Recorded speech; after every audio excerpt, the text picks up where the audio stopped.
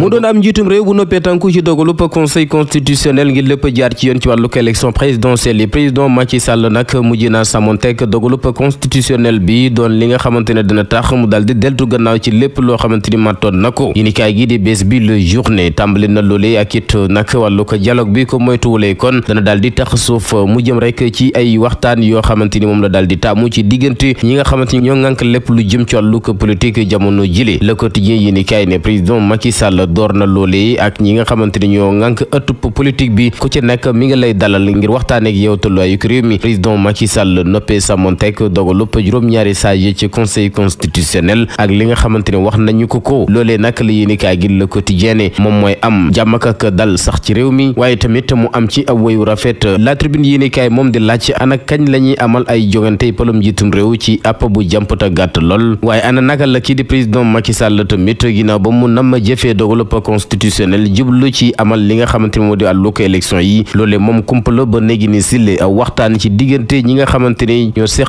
tupp politique bi yéenekaay groupe des médias bi ne ba tey ba sànq nag waxaguñu kañ la ñuy jàpp armonade bi ngir rek jublu ci àllu ko élection présidentielle yi donte ne waa société civile bi ci bés bi le jour ñu ngi leen ci fekk seen bëgg-bëgg ko yéene mooy rek wàllu ko élection présidentielle yi moom rek waaye ba mu romb ñetti fan ci weeru mars gën ngaa yàgg fukki fan ci weeru mars mu nekk ab xalaat bu ñu daal di béral ñu fekk ko ci yéenekaay gi di La Tribune yéen bi nag mi ngi gën di diis ci kaw kii di président Macky Sall info yéenekaay ne waa aar sunu élection tey jile daañu amal seen doxub ñaxtu bi nga xamante dañu ko daal di ajoon google plateforme ak takkutee fa ak dajaloo gu mat sëkk la ñuy sàkku ci askan wi ñuy gunge leen ci seenub xeex waa aar sunu élection di naqarlu ba tey jile randlu ko élection yi te jàpp nañu ne fenn la ñu ko tegul sàkku tamit ci nu mu gën a gaawee ñi jàpp wàllu ko armenade bi bu ko defee lijjanti réewum Sénégal mu tàqali ko coow ko politique ci wax joojee la waa France ak États-Unis daal di ngoy ñoom itamit ñi ngi tongal président Macky Sall ngir mu jublu tëgg élection yi ci nu mu gën a gaawee jàng nañu ko ci nikaay gi di Libération ak waa France yi ne nag rik waaye kilifa ci njombaxtaluk nguur gi nañu sàmmonteek dogalub conseil constitutionnel bañ caa fel lenn États-Unis moom la mu jàpp mooy askan wi kenn waru leen a xañ seen àq ak yelleef tànn ab njiitum réew jaare ko ci mbañ gàcc yi ci anam gu jaar yoon Libération yi nikaay nam xalimam jëmale ci ñi nga xamante ni tegg nañ leen loxo ginnaaw ba ñu ne dañu am lan teek wàlluk yoon lalu ci mbirum politique wéy ndi luk